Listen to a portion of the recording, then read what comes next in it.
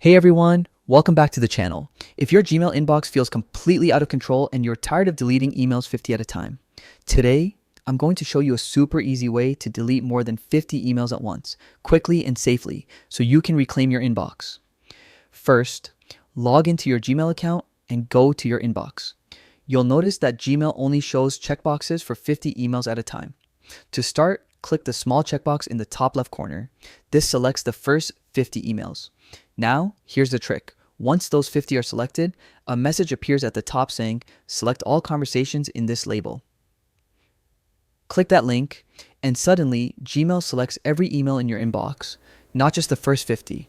That could be hundreds or even thousands of emails. With all your emails selected, look for the trash can icon at the top and click it. Boom!